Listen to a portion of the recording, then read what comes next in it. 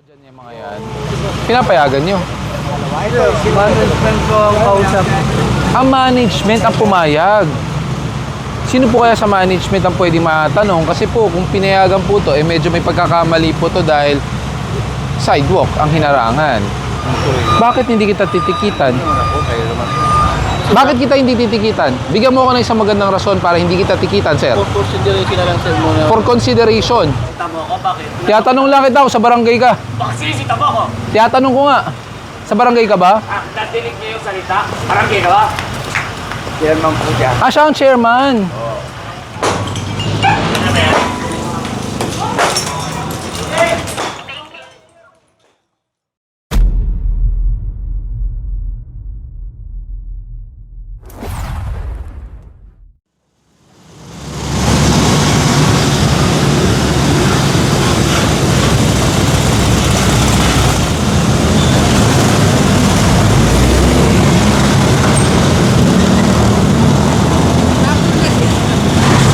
Magandang umaga sa inyong lahat. Ngayon ay June 29, 2026 at sa oras na 9:20 ng umaga. Nandito tayo sa Maya Arten or Mel Lopez Boulevard at sakop ng Tondo, Maynila. So nandito ngayon ang Special Operations Group ng MMDA at papasadahan itong kahaba ng Arten, papasok ng Moriones at mayroong mga reklamo regarding sa mga illegal parking. Nandito pa lang ang clearing team sa yan yung traffic light na yan. Pag kumanan, yan ang Zaragoza. So diretso ang clearing operation. Ito wala ng paketa. Hindi na malamang kasi itong truck sa kailang grahe. Habang tinitikitan itong mga dambuhalang truck, ito may nasita. Walang helmet yung nagmumotor, nakatsinelas at napag-alaman na walang lisensya. Dito na ito truck at may impound na itong motor ayon dito sa enforcer ng NMDA.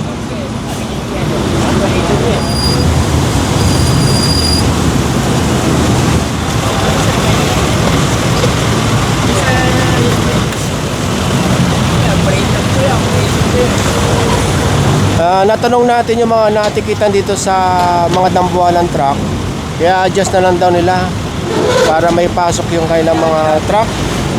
At kaya parang sila nakaparada dito ay sa oras na ito, truck ban pa. Kaya hindi sila makaalis dito. Ang oras ngayon ay 9:40 pa lang. Ay bago sila makalabas dyan ay 10 dahil wala nang truck ban.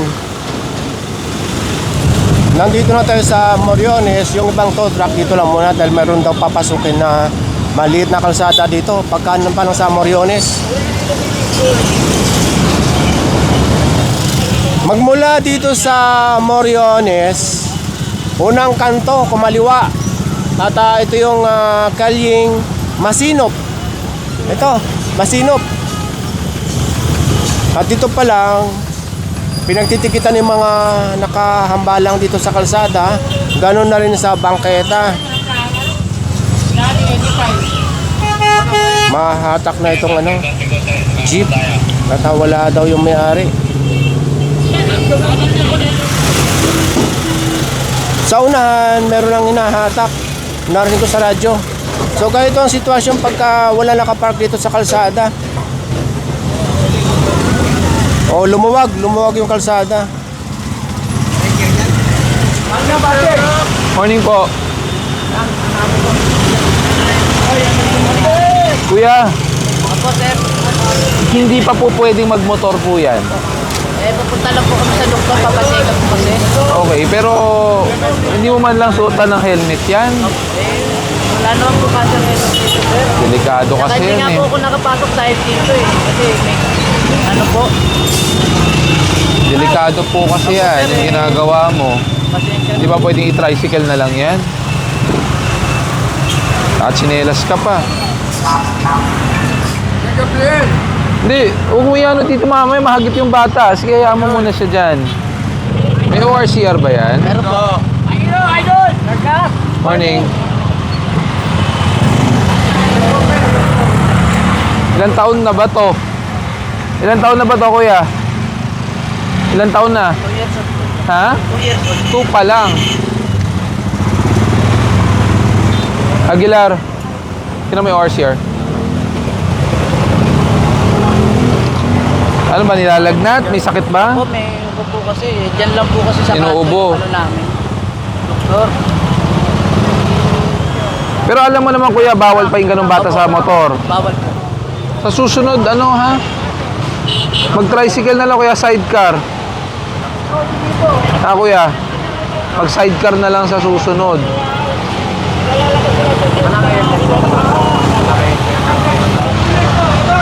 Huli kayo. Hello.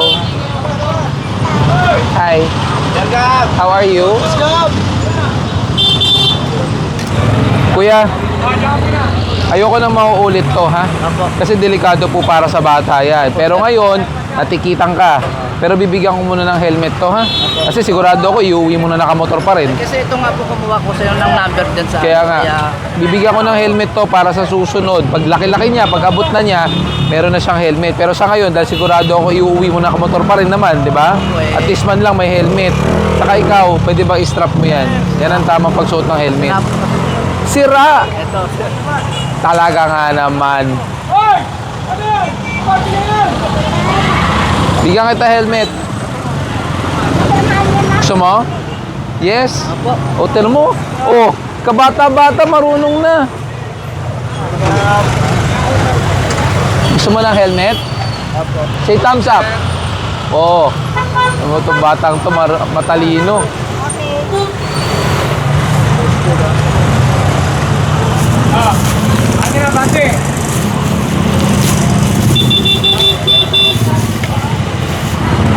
Alam mo ba to? Cars? Alam mo na. Next time ha, ayoko maulit to ha. Pero sa ngayon, bigyan ko muna para sigurado man lang. Pasensya na po talaga, sir. Halika. Maluwag pa to pero kesa naman wala.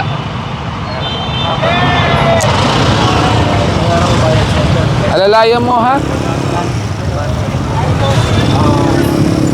Okay yan? Okay? Para next time may magamit ka. Maluwag pa yan, sigurado ako. Pero at least man lang, kahit paano, naka-helmet man lang. Po, sir. Pasensya na po, sir. Last na to ha, huwag mo na uulitin, isipin mo yung bata. Anak mo naman, di ba? Pag-isipan mo na maibig yung kapakanan yan, ha? Sige na.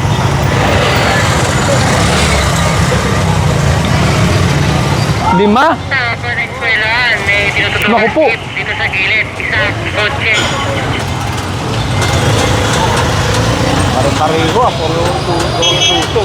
Asa mga... Asa kaya mga ano niyan? May-ari. Delta yan? Dumating na po yung Miareto Bay, sa Delta po. Ay, titikita na lang yung ano, yung dumating yung driver. Yung may driver, tikitan nyo.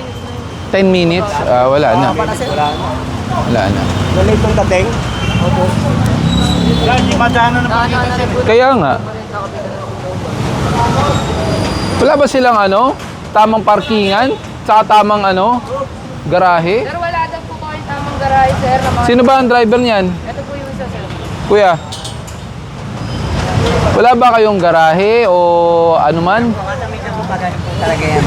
Yan nila kasi mabiyahe po sana yung mamaya. Nakapaganon? Opo, nakapagano po kaluglan. Nakapaganon? Eh di mas lalo kayong humarang. Kasi yung iba po niya bumabiyahe. Bumabiyahe. Eh bakit di? Sana yan ngayon. Yan nila kasi nagkapilang mo ako sa bahay. Babiyahe kayo? 10 o'clock na? Ano mas ba ang biyahe nyo? Pambiyahe namin dito, kalakalaan. Wala kalahati. Pero wala kayong garahe talaga? Dito po, itong garahe. Eh sa eskwelahan po to. Kaya nga po nireklamo to eh. Ako ano? Sino po ba presidente ng ano nyo? Asosasyon? O kaya may-ari niyan? Asaan? Baka pwedeng makausap. Sino po pumayag na pumarada kayo dito? Alam po ng guard. Guard, kayo po ba guard ng eskwelahan? Silip-silip na. Sa eskwelahan ka? Hinahanap ko eh. Sa? NHA. O, eh baka naman pinapayagan ng guard.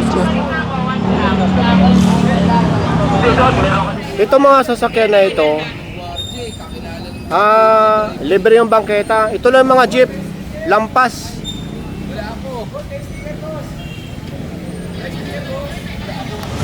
Pinapayaga kayo ng gwardiya ng NHA? Hindi, nakita naman po kami pinag-park. Saglit lang pag nakapark dito. Mukhang kagabi pa ito nakapark, ang lamig eh. Kasi po ang biyahe nga po nito kalakala. Ay, hindi po saglit yon. In short, ginagawa nyo. Dito kayo gumagarahe talaga. Minsan po dito, minsan naman po dito kasi may balot. Sa may balot. So wala kayong designated na tamang garahe. Minsan po dito. Kaya nga, so wala kayong garahe na pagmamayari. Na may-ari ng mga jeep na to. Kung alam, kasi bago lang ako dyan. Bago lang. Oh, matotoo po lahat to, ha? Araw-araw dyan yung mga yan. Pinapayagan nyo. Ito, si management ko ang kausap.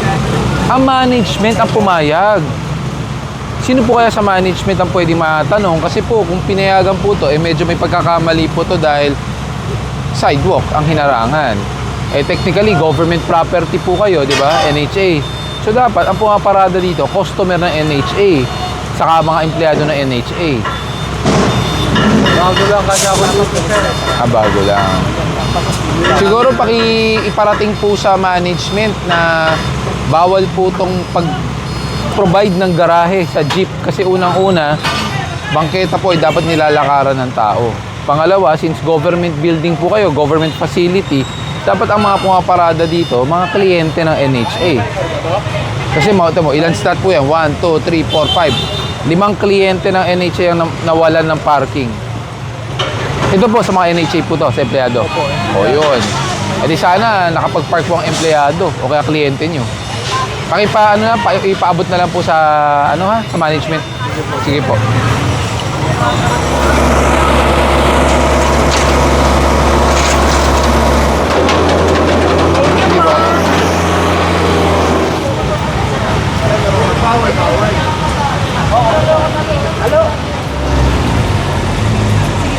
Naanohan ka?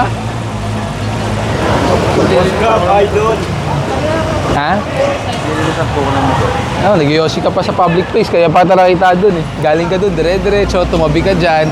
Tapos tinry mo umiwas, no choice ka. Sige po, peram na lang po ng lisensya mo. Wala, complainant nga lang po. Ha? Nakakalwas po. Oh, nagmaneho ka, wala kang lisensya? Nasaan lisensya mo? Tabi mo.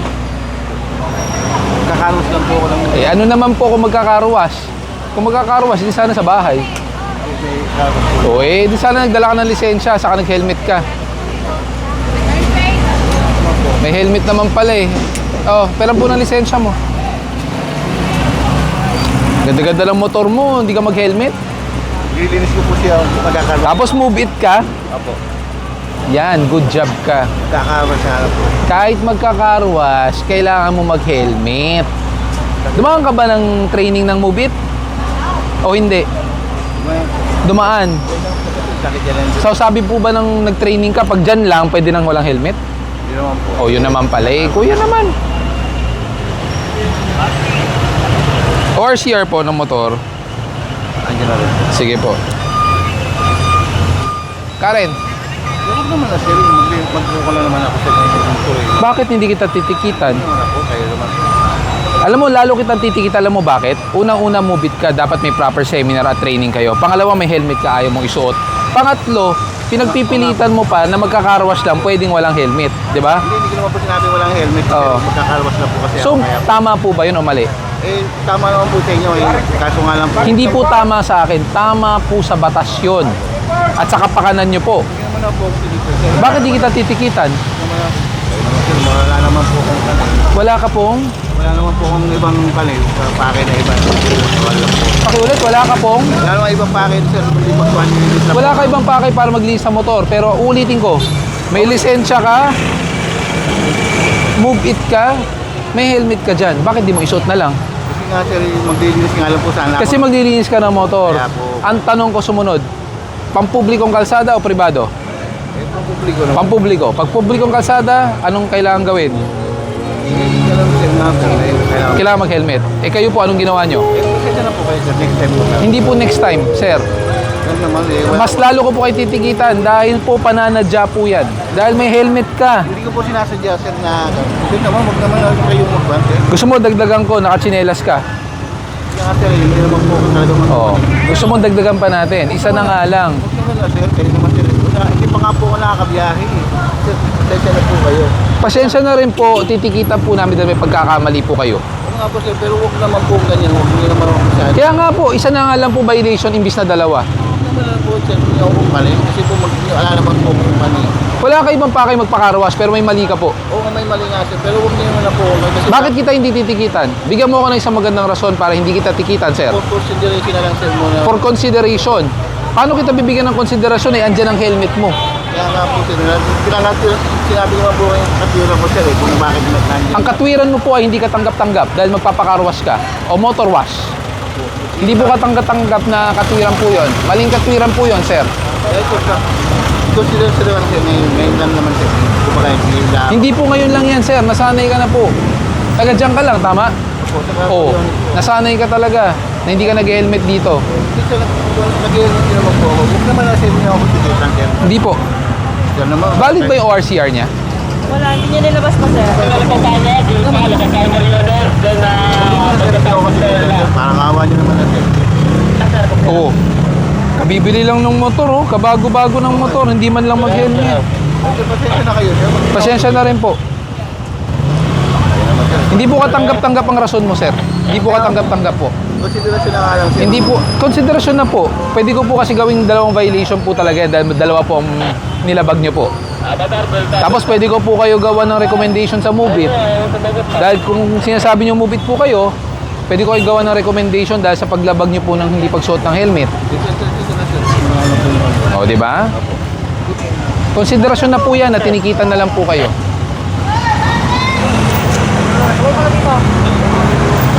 O, di ba? Hindi mo mahirap mag-helmet.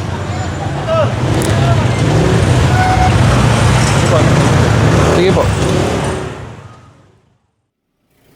Magmula sa may Masinop sa kabila, bumalik papunta ng Moriones at kumaliwa dito sa may Franco. Ayan o. Noong nakaraang linggo, nandito lang tayo. Franco, corner ng Perla. So ito yun.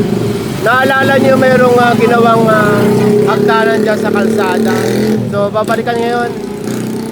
Pero napanood ko, binasag na yata ni General Sokat yung hagdan. So titignan natin ngayon kung anong sitwasyon. Thank you. Sa kabila. Wala na, binasag na yan. Binasag na ni Sukat yan. Pakihanap nyo nga yung nireklamong kanto ng Perla na OTB. Isara nyo na muna to. Isara nyo. Wala mo na magpapasok. Isara nyo na. Reggie, ano yung tent ng barangay na yan? Patanggal nyo nga sa barangay yan. Boss, ito yung sa barangay. Tinanggal nila yung mga motor. Eh, susunod nila yung tent. Tanggalin ng laka mo. Kala ba binasag ni Sukat yung hagdan dyan? Diyan pa rin? Yung kinunan ni Juan. Binasag na nga yan, hindi lang tinuloy. Yung iskog natin, paano natin mabasa? Malaking kawalan ba sa inyo? Sabi nino? Yung nakapula dito. Sa barangay ka ba? Sinisita mo ako, bakit? Tiyatanong lang kita kung sa barangay ka. Bakit sinisita mo ako? Tiyatanong ko nga. Sa barangay ka ba? Nadinig niyo yung salita? Parang ginawa? Chairman po siya. Siya ang chairman. Sinisita mo ako? Ikaw pala chairman. Masyadong siga ang chairman dito eh. Hindi ako siga. Ang salita mo. Tiyatanong ko kung ikaw ang chairman. Tiyatanong ko ikaw ang barangay. Labas nyo, record nyo, labas nyo. Post natin. Paano sa magtanong? Sige po, labas natin. Tinatanong ko lang naman kung sa barangay ka eh. Sinisita mo ako, di mo ako tinatanong.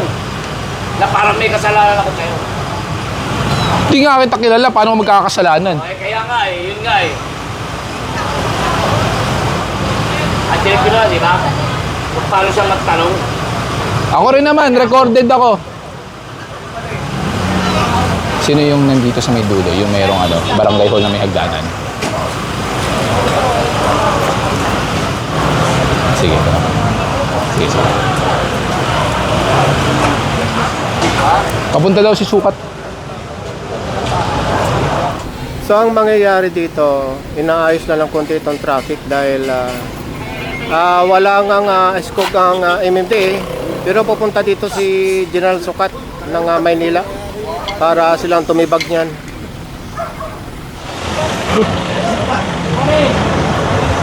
Pakiusog guys, sakyan ko. Morning, sir. Morning. Bilis nyo talaga. Iba talaga kayo. Thank you. Thank you. Thank you, thank you.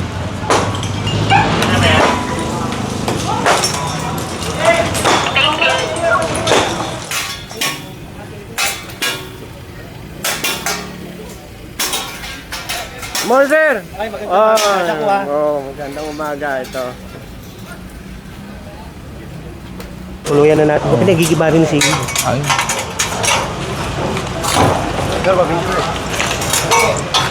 Sinabi ko sa kanya, gumawa siya sa loob. Kaya nga, yun din sabi ko last time doon sa babae.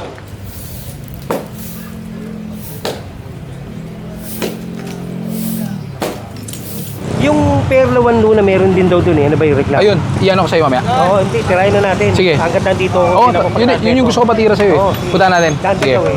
Hintayin. Meron daw nakaano eh. Sa gilid. Oo, Sige. may parang kagandi niya tayo. No? Ano, tirahin natin. Sige. Kaya na ako. Sige, hintayin kita. Gagawin kong hapunan yun. Hintayin kita. Papuso na natin. Nandito na tayo. Tapos tirahin natin to para tapos na rin. Isang lakaran. Ito, nang mapadali. Teka, ano ko dito eh.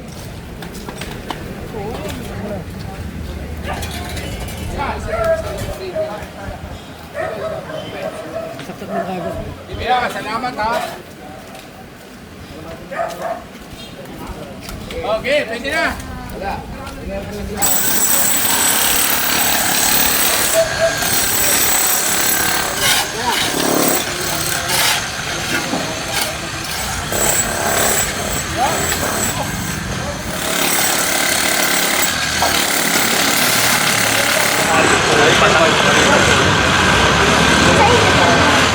Ang oras ngayon ay 12:40 ng tanghali.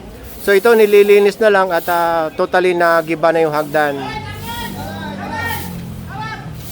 Okay, tara na.